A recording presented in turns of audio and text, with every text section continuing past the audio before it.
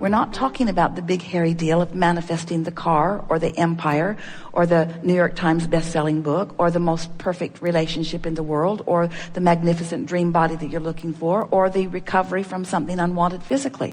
We're talking about your ability to manifest the emotion that you're going to get from it after you get that manifestation now. You don't have to wait for the manifestation to show up in order to get the manifestation of emotion, which is the reason you're doing it anyway. That's our point. Did you hear it? So, and will you admit that you want it for the emotional reward anyway? And do you believe that you can get the emotional reward before you get the manifestation that supports it? That really is the big question. Because if you believe that, then you're home free. If you need the manifestation first, to which you will have a positive reaction, now you're slowing it all way down. Now you've got it backwards. Manifestation always follows the vibration. The vibration is about focus. So when you get it, if we can convince you, if we can get you to make a decision, if someone said, what are your goals in life? And you would say, my goal is to feel happy in as many moments as is possible. We would say, now that you've set joy as your goal, you've got it. You've got it all figured out. But if you say, well, my goals are, by the time I'm 30, I want to have achieved this degree, and I want to be at this financial status, and I want to have this kind of relationship, and I want to have 2.5 children by that time. As you make your goals about the manifestations, and you forget about the manifestation that is the real reason that you are setting all of your goals, then you slow everything way down. But if you set emotional goals, if you decide that how you feel is what matters, now everything picks up for you really fast. So when you're thinking thoughts and they don't feel good, stop it. Or if you're thinking thoughts and they don't feel good, then try to find a thought that feels better. When you try to think a thought that feels better in the midst of thinking a thought that doesn't feel good, it's hard because you've already often established a frequency. And law of attraction is already saying, oh, if you don't like that one, then you probably won't like this one either. If you don't like that one, then how about this one? If you feel this bad, you can feel even badder. In other words, law of attraction is not discriminating. Law of attraction just dishes up whatever you got going on, you see. So there are two things that you could do if you really want to get hold of your personal vibrational frequency. One is make a decision to appreciate every chance you get. And sometimes you can and sometimes you can't. Have you noticed it? Sometimes something will happen and appreciation will just well up in you. Goosebumps will bump up all over you. You'll be having one of those tuned in, tapped in, turned on moments, and you know it. You can just feel the fullness of source flowing with you. But sometimes when you're not feeling good and you try to appreciate, it just backfires. It just reminds you of how far you are from where you want to be.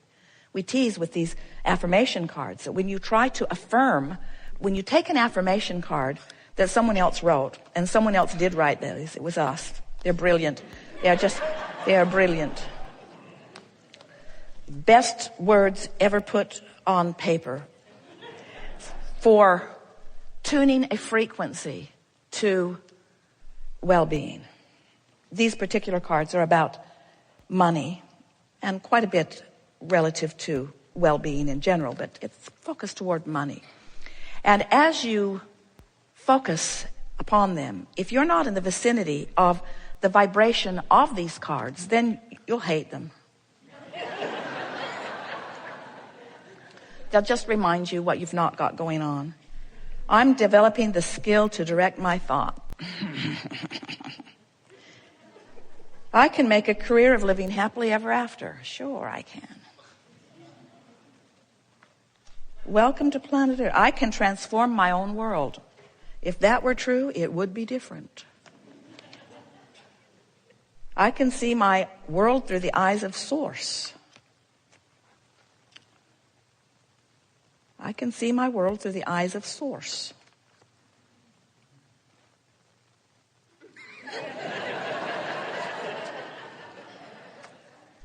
So if you're not in the vibrational frequency of these cards, they don't seem so brilliant. And affirming All right, maybe I'm not focused enough. Life is always working out for me. I can earn money by doing what I love to do. They don't pay you for surfing. I can create both money and the time to enjoy it. I'm going to send that to my boss. Whatever I desire, I can acquire. I'm going to send that to him too. So you get what we're getting at as we deliberately mock our own brilliance. Because the frequencies have to match up before it feels good. The frequencies have to match up before it feels good. And if the frequencies don't match up and you push it, you'll just dig in where you are. So when we say there are two things that we would do, these are the two things. We would appreciate every chance we get if the appreciation comes easy. And if it doesn't come easy, we wouldn't push it.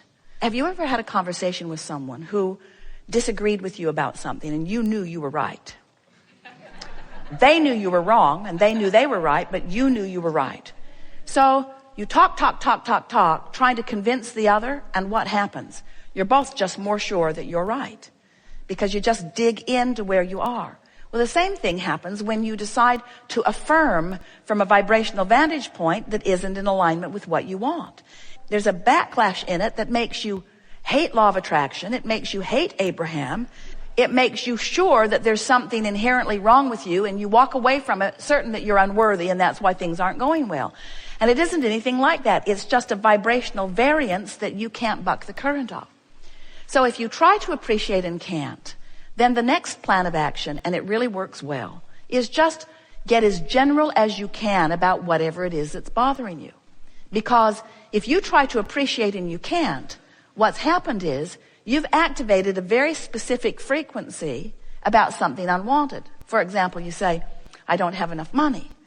That's a sort of gentle thing to say, except that it means I also can't do the things I really want to do. And it also means I'm worried about more negative repercussions coming. And what if it really gets bad? And what if I end up with no place to live and no car to drive and no food to eat? In other words, the more specific you get, the worse it feels when you're focused upon the opposite of what you want. Do you agree? So there's a tendency, because you are oriented, we love you very much, toward problem solving. There's a tendency to get really specific about the problem in your effort to solve it. But all that does is keep a vibration that is opposite of what you want and a vibration that is opposite of who you are active in your vibration. It just makes it harder and harder. And so then you try harder and harder. You do more processes, you make more affirmations, and you practice without meaning to often the opposite vibration of what you're reaching for. Where if you decide you will go general, you see, if you're really specifically knowing what you don't want, you're in the worst feeling place. If you get more general about it, you'll feel better. And from generally knowing what you don't want, you can generally know what you do want. But from specifically knowing what you don't want, you can't find the specifics of what you do want right here, right now. Now, you've launched them. In other words, the opposite of the wave, when you really know what you don't want, what you do want has been projected vibrationally into your vortex, and the source within you has become a vibrational match to it. And technically speaking, you are it. In other words, when you're sick, you are weller vibrationally than you were before you got sick.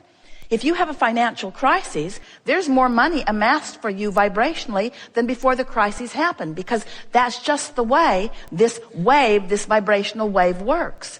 But the question isn't, did you launch the rocket? The question isn't, does the vortex of creation hold your vibrational improved life? It does, it always does.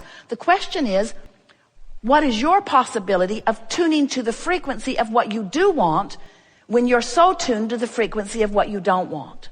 That's really what creation hinges on. It hinges on your ability to move your average going on all day, focus, to move it into the place that's more in alignment with who you really are and what you really want than with what you don't want, and sometimes with what you've got.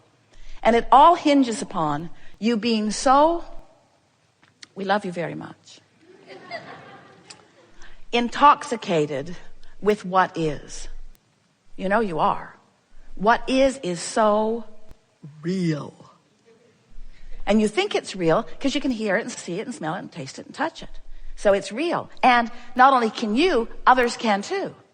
So when others look at what is and agree that what is isn't what you want, it feels compelling enough that you keep wanting to talk about it. You keep wanting to explain it. You keep wanting to think about it. You keep wanting to keep it active in your vibration because after all, it's real and you don't want to be delusional. You really do. You don't want to be delusional. You don't want to stick your head in the sand. You don't want to not face reality. And we say, why would you face a reality that you don't want? Because it's real. Well, it may be temporarily real, but it's past tense. By the time it's manifested, it's old news. What's in the vortex is really where it's at, you see.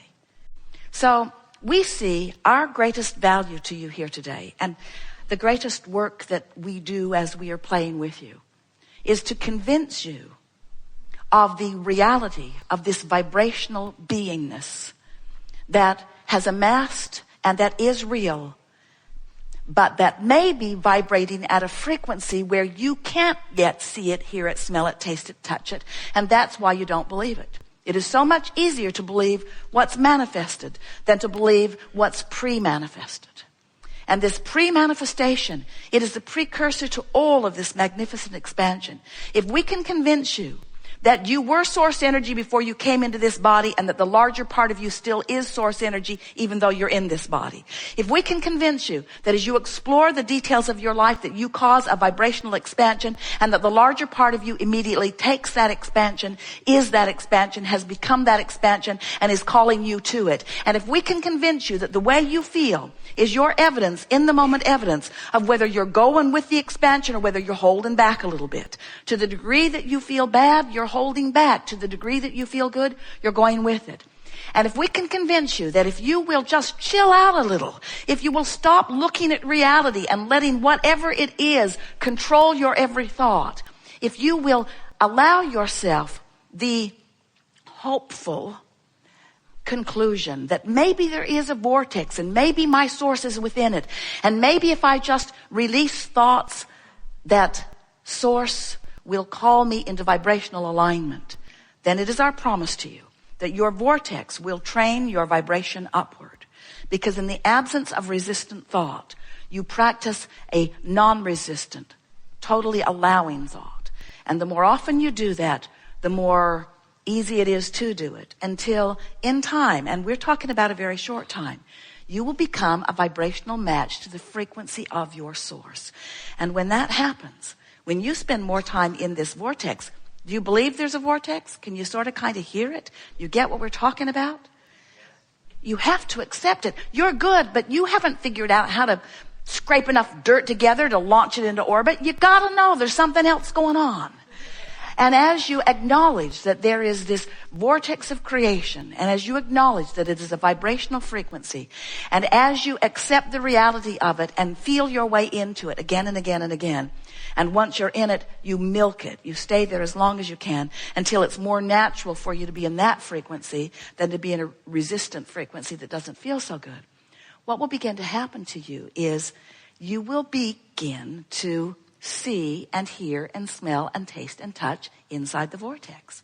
In other words, we're not saying to you that everything that manifests is outside the vortex. We're saying to you that you got to be in the vortex for the things you want to manifest. You got to be in the vortex for the things that you want to consistently and profoundly and chronically begin to manifest. You got to believe, you've got to understand your frequency.